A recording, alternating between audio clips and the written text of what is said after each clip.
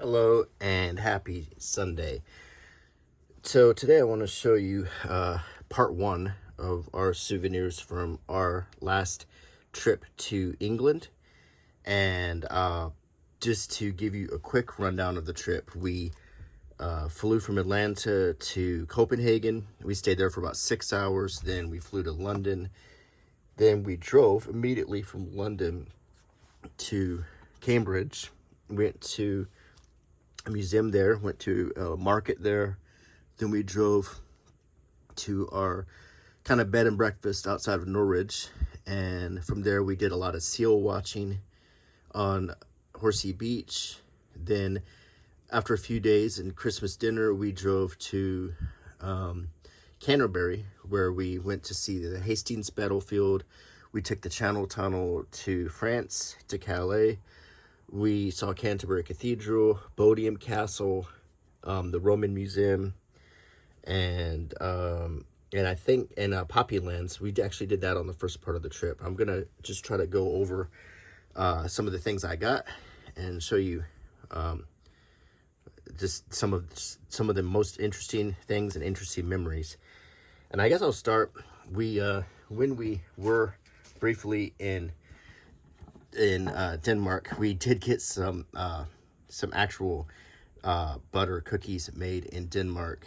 And the reason we did is because in America, these are often made somewhere in Southeast Asia where they use a lot of coconut oil and they don't taste right. And these are the real McCoy and they taste so much better.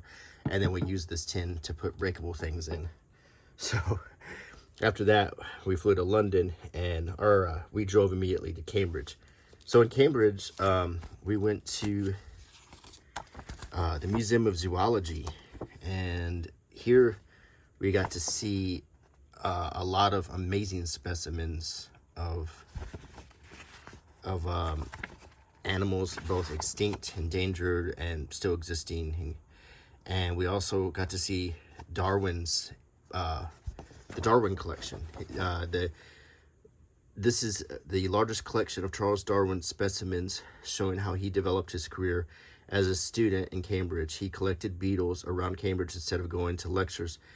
The animals he brought back from the voyage aboard the HMS Beagle became evidence of his evolutionary theories. He then spent 8 years studying barnacles to demonstrate his biological abilities. So it was amazing to see his actual collection. And I've got a picture postcard of that. So this is Darwin's beetle collection that he collected around Cambridge, and it was really amazing to see that. So, and then of course we got a picture of a dodo bird drawn in 1626. There was a dodo bird in the museum that I got to see. Of course, they're one of the most famous extinct animals. So that was our time in Cambridge. I'm going to set these aside. So after Cambridge, the rest of the time we were there, we were doing a lot of seal watching, and it was very cold. And when we were at Horsey Beach, we would go back to a place called Greater Yarborough, I think. And this is where Poppylands was located. It's a 1940s tea room where you can get traditional English tea, but I got a breakfast. The whole place is made by a young man who still works there. He owns it, and he collected World War II memorabilia because he loved watching a show called Dad's Army. I actually ended up buying a DVD player in England at Tesco, and I found Dad's Army on DVD to bring home because you cannot find it in America, so I can watch it myself. So we ate at Poppylands 2 times. I had hash, which was really good to come in from the cold from. And I also had a full breakfast the next day. So Poppylands was a lot of fun. We also, of course, bought a poppy while we were there, which is the symbol that British people typically use it as a symbol of remembrance for World War II. So Poppylands was a whole lot of fun, and there's also a souvenir shop there, and I went crazy and bought all kinds of things, including a Romney's Kindle mint cake, which is the very same treat that was taken up to Mount Everest It's full of energy, and this is a brown one, and I've got also a pack of white ones. So I'm going to use these for tough days at work when I need lots of energy. There's 2 in here. See? And I got a cool tin to keep.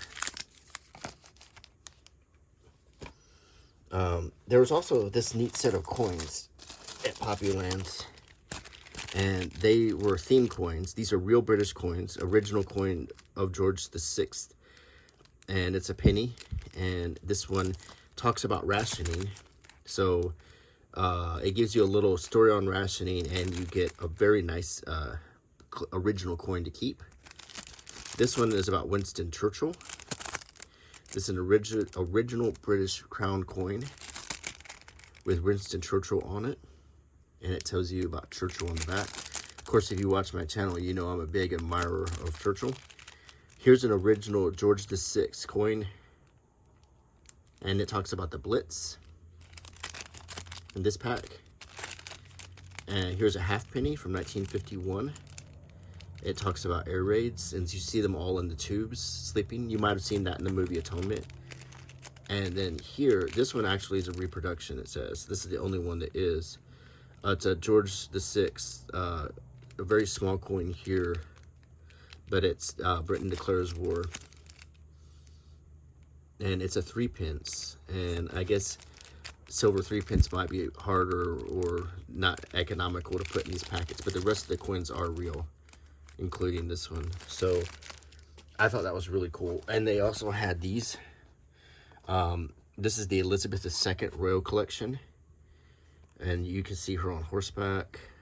These are really, really pretty coins, and these are all real, original British coins. Let's see. That was stuck to the back of it.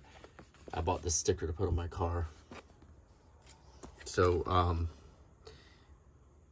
there's a 6p, 1 shilling, halfpenny, 3p, a penny, a crown, half crown, a shilling, and a florin. They don't really make these coins anymore. Now they just have the pound, the 50-cent piece, the 20-cent piece. It's kind of like what we have in America. Here are British Monarchs collection. These are also original British coins. Queen Victoria. Look at that. 1 penny from Queen Victoria. This is from 1900. This is a real coin. This one's from 1921, 1908, 1967, and 1945. So this is a really fine collection of coins. I just thought this was great, and I couldn't resist it. And, of course, I got some Little Trees United Kingdom black ice air fresheners for my car. So I don't know if you can find these in America, but I thought that was pretty cool. So I got my coffee here. I also, when we were in Cambridge, I bought this to take home.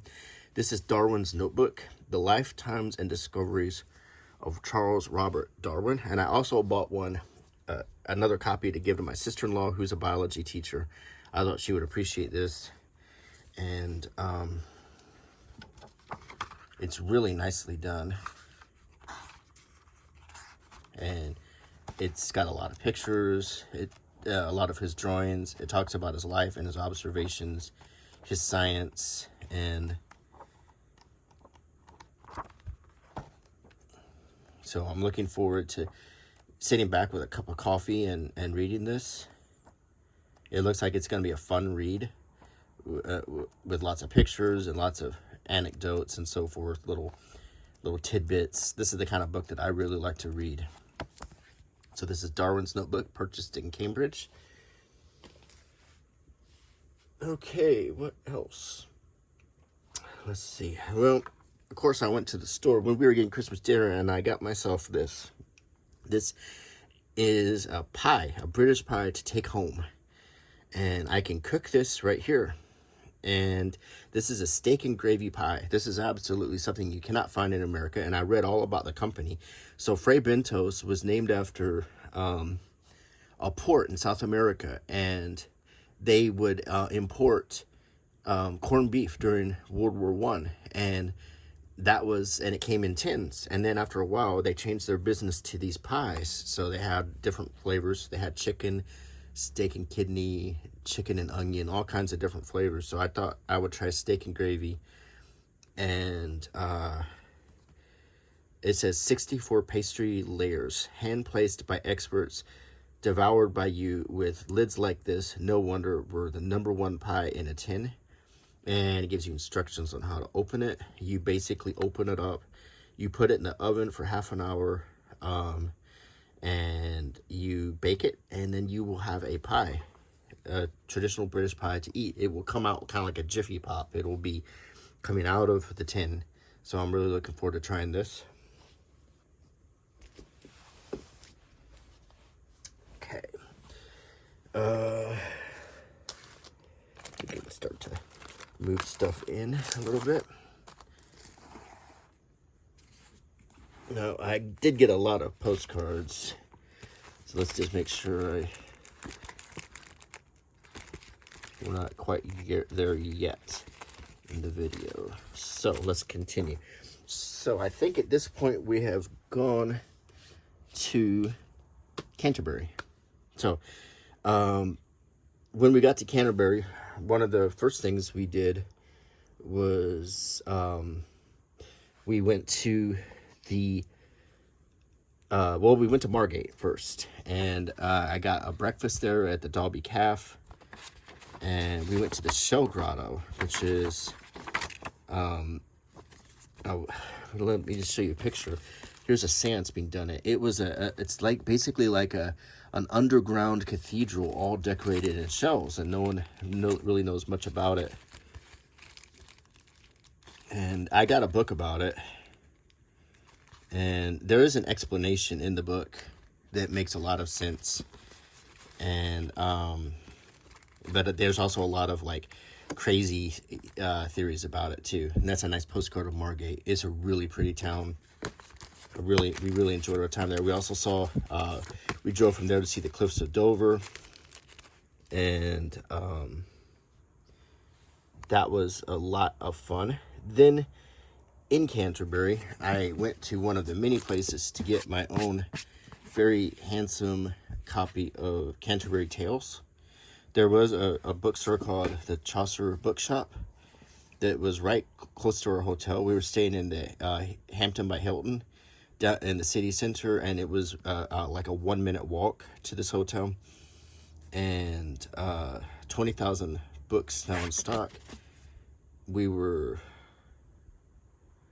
the hotel's like right here, just walk right around the corner. There it was.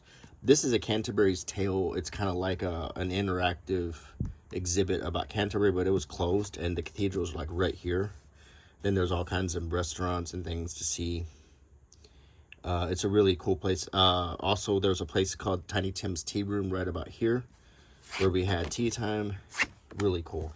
So I also got 2 other Canterbury things at the store. I got the illustrated prologue, and I got the Canterbury Tales Retold.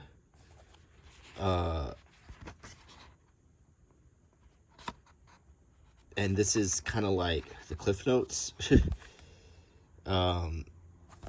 It says, delightfully retold for today's readers is still outrageous and comic. So the Canterbury Tales, I'm not going to lie, this is a difficult book to read. It's the very first major book published and popular that was written in English. That's what really started the English language to become, one of the biggest languages in the world. So that's one of the significant things about the Canterbury Tales, and it's a comedy. It's got several different tales about different pilgrims in Canterbury on their way to pray at the at the death spot of Sir Thomas Becket, where he was killed by Knights of Henry II, and he quickly became a saint in the Catholic religion, and his grave was a place where you could see it until Henry VIII tore everything down. But he didn't tear down Canterbury Cathedral. So he did actually spare that place. He also spared an abbey that we saw that was close by too. But this is a really pretty version of Canterbury Tales. And I have read a few of them in college. I, read The Miller's Tale, A Knight's Tale, or The Knight's Tale, and a few others that you kind of read. But there's so many of these I haven't read. And it would be cool. And this, I really love illuminated manuscripts. So, I got this book. It was used and it was inscribed to somebody as a Christmas present. But this is the prologue of what was in the original Canterbury Tales. So you can see what it looked like. The text of the prologue is in here, and you can see these illustrations. And you can see these beautiful illuminated manuscripts.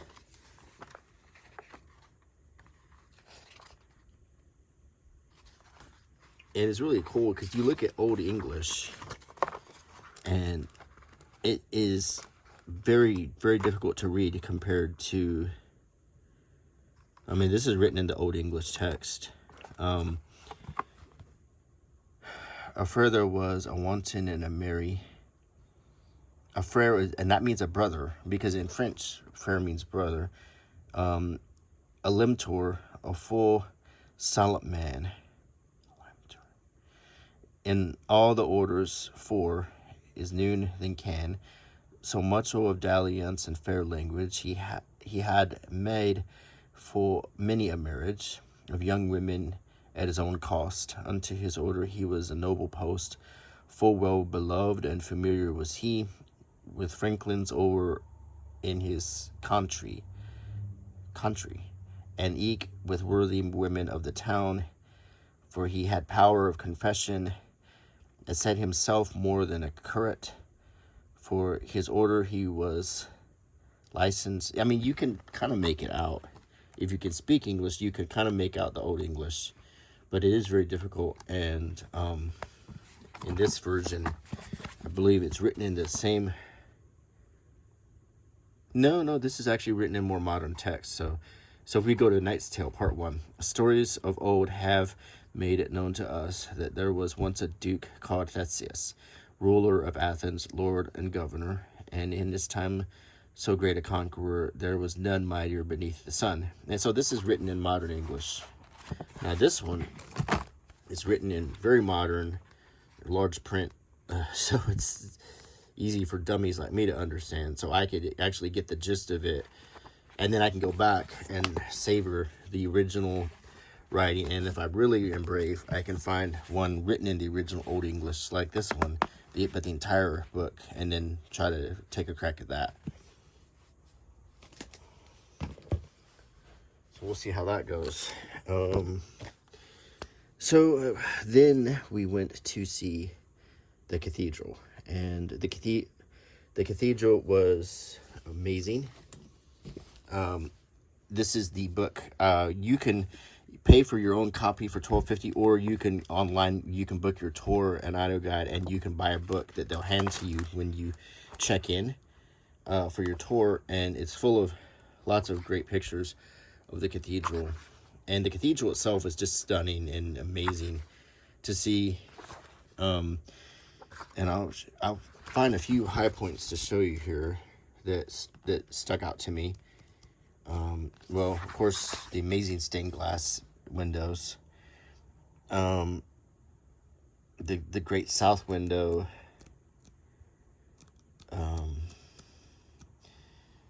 the stained glass is just amazing to see. Now here is an interesting exhibit. This is close to the site where Thomas Becket was killed, and they created this art of swords, and it creates 4 swords with the shadows, and it's supposed to represent the knights who came in and killed Becket. There's also a spot on the floor which shows where he actually was killed. This is a picture of his murder right here. And there was a spot on the floor that says Thomas, where he was killed. It shows a detail of all of the faces on the ceiling. It's really amazing.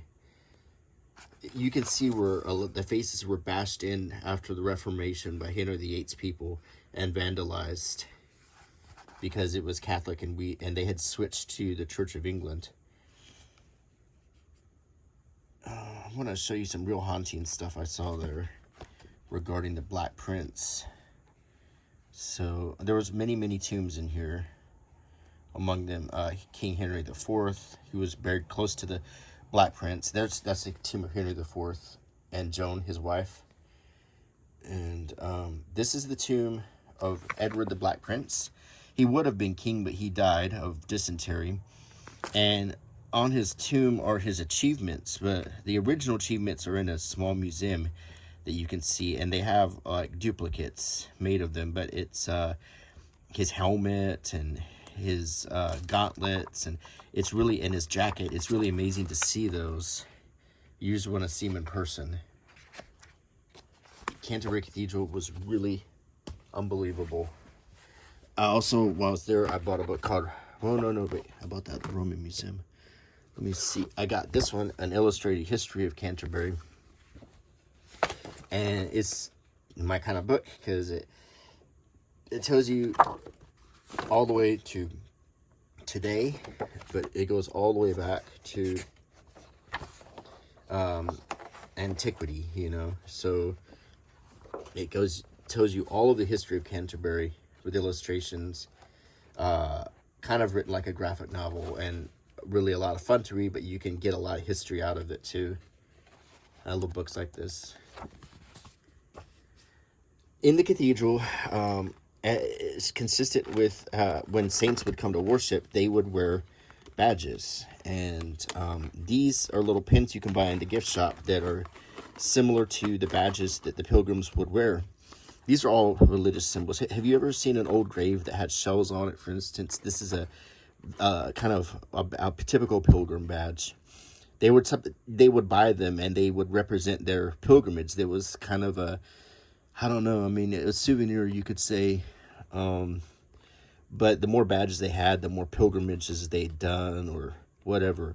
But these are different badges you can get in the gift shop, so you can do your own pilgrimage. And these are details of some of the artwork to be found in the cathedral, some of the sort of scary imagery, and these pin badges are really cool.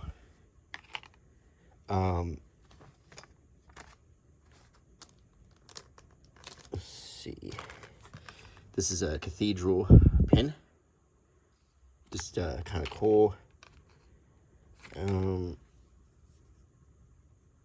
This is a coin. Well, it's more of a medal that you can pick up. You could use as a religious medal of St. Thomas of Becket, or just St. Thomas Becket. I think that was his surname, the martyr of Canterbury. I got one of the Night Deluxe collector coins to put in my European collector coin jar, and this is Canterbury Cathedral. It's very nice. Got this magnet. Thought it was really pretty. And this magnet. Stick that on the fridge. So, let's see if there's any postcards from Canterbury. I don't think so. Okay. So, that's Canterbury. Now, we also went to the battlefield of Hastings. Oh, this is a close-up of the Black Prince's tomb. So, okay. The Hastings battlefield is in the town of Battle, not in the town of Hastings. So, if you want to go there, make sure you choose Battle. The battlefield itself is amazing. This is the battle from the Bayeux Tapestry. This is that famous battle where William the Conqueror came in 1066. He crossed the English Channel to confront King Harold of England, who recently had himself crowned king against the wishes of William the Conqueror, who they were once friends. And Harold actually lived with William for a long time. But they fought it out. Harold lost. After the battle was over, William had this abbey, or monastery cathedral, really built on the battle site, and he had a kind of a shrine to the death spot of Harold. I don't know if that was done out of respect or not, but this is Harold being shot by an arrow in the eye. The common story is that he was hit in the eye with an arrow. We're not exactly sure if this represents his death or if one of the other characters next to him represents it. When we were there at the gift shop, you could get a cup of tea, and they sold Saxon cakes made by the original recipe of the cakes that were carried by the Saxon warriors at the battle, which was neat because you could taste what the soldiers were eating. And I thought that was a neat touch. So this is the book you get. And I bought, when we were there, I asked them what the best book about the Battle of Hastings was so I could learn about it. And they recommended this book. And I got one for me, and I bought one for my dad. He said that was one souvenir he'd like, was a book about the Battle of Hastings. So I got him one. And I'm looking forward to using this as a reference or just reading it. But there's a lot of interesting stuff about the Battle of Hastings. I just think it's an interesting time in history. And I also found this William the Conqueror coin. And in this little sleeve, it's a silver penny. And you can see the little cross that served as a religious symbol and a way to quarter the coin back then.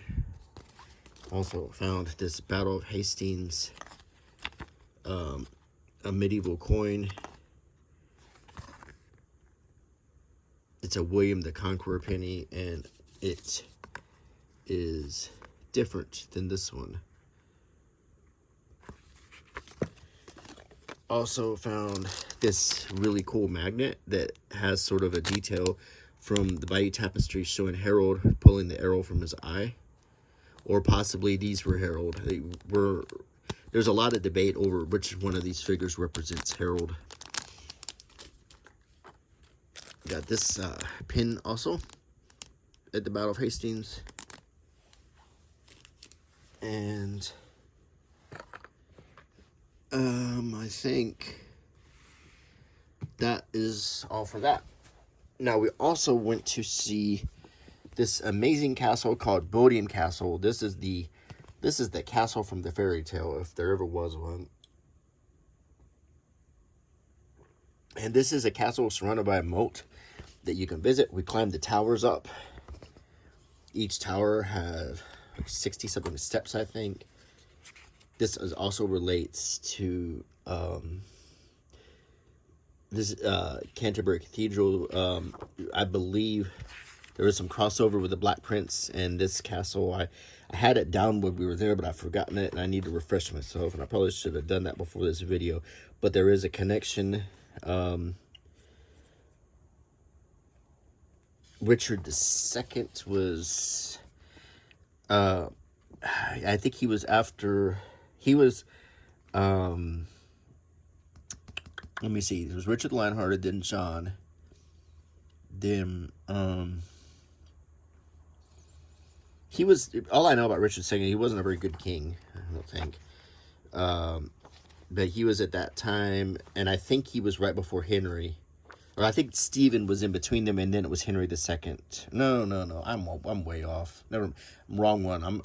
I'm way off. No. This is the War of the Roses. Richard III is coming up. Yeah, and of course he's the one who put the princes in the tower. It's late, and I'm embarrassed about how bad I was because I had this all down pat when we were there. It was a really cool castle to see. Just utterly amazing. We bought some pretty postcards of the castle. Let's see. This is a Hastings postcard. We already looked at the Margate. We looked at this. We looked at this. So this is another one. The Bodiam Castle. And this one. I mean, this is just the the classic castle, isn't it? I mean, I couldn't get enough postcards. That's the shell grotto we looked at. And I got this magnet. And I got this pin. Because I really, really liked it. Okay. So we took the Channel Tunnel. Now, let me tell you about that. You book it in advance online, or you can call them. I would recommend calling them because the website doesn't seem to work very well in America. So we called them. We booked our car. Now, when we arrived in England, they upgraded our car at no expense. So I had to call them again and tell them about the upgrade. All you do is give them the tag number, and they will automatically identify your car and set you up. So we booked to take the Channel Tunnel at 7 in the morning. So we were there at about 6 o'clock in the morning. You basically drive up and it automatically logs you in. You just have to drive by the window. It just says welcome and it has your name. So we drove in, and then you just basically follow everyone else until you get into the train tunnel. You park. Once you're parked, you can get out of your car. I chose to stay in the car, and the ride kind of lulled me to sleep. But then you're in France. We were in Calais, and we drove to Boulogne-sur-Mer. And this is a very significant city. If you study Henry II and Eleanor of Aquitaine, it was one of the city-states that they fought over. And we had lunch there. I had Welsh rabbit, and Mary had some other French meal, a beef thing, I think. And we strolled around the city. It was really cool. We went to the crypt there. We went to the store there and bought this Playmobil figurine, and I've never seen this one. It's a Christmas Playmobil special where she's baking cookies. It's got a cookie pan and everything, really, really detailed. So, and it comes with a cookie cutter, which I thought was cool. So, and then we drove back. It's a fun day in France. We drove back to England in Folkestone. And we drove back to our hotel. We stopped at a pub and we got supper that night. I had bangers and mash. It was the White Horse Pub in Folkestone. Delicious food. It was warm. They had a fireplace going. It was cold outside. Just a wonderful night. And the last thing we did in Canterbury is we went to the Roman Museum, which show where you can visit the Roman city under the that's under the city of Canterbury, and you can see the streets and the mosaics and everything. It's really kind of cool. So there's actually a whole Roman city under Canterbury that you can walk around in. The museum itself is underground. You access it through the city center, and it was a lot of fun to see. Just chock full of artifacts. I was incredibly impressed at the size of the museum and how well done it was. Lots of exhibits showing Roman households, markets, where you could walk around in them. You could walk into a Roman house and play games like Romans would play. You could walk through a Roman marketplace and see the different vendors. It was really well done, and I was extremely impressed. Bought some souvenirs, like this little Roman mouse that they would... this little bronze mouse. They made little bronze, like, what do they call it? Kind of like little tokens they carried around. What is it called? It was like in that movie. There's a name for this thing, but I can't remember what it was. I'm thinking about that movie with Leonardo DiCaprio, but you would carry these around. And I bought a little Roman emperor's ring just to be goofy. And so that was our trip, and it was just a lot of fun, and we're gonna do another video and show you more souvenirs. I want to show you my banknotes I picked up in Copenhagen. Mary and I want to show you some of the other things we found. We had a great time, and in France and England and in Denmark. It was a 3-country trip. We did spend the night in Copenhagen on the way back. It was a long layover, so we stayed in the hotel that was in the airport. It's the Clarion. The hotel was amazing, and just a great trip. So I hope you enjoyed the video, and I hope you like my channel. Please consider subscribing and leaving a comment. leaving me a thumbs up. All of that helps very much. And until next time, bye.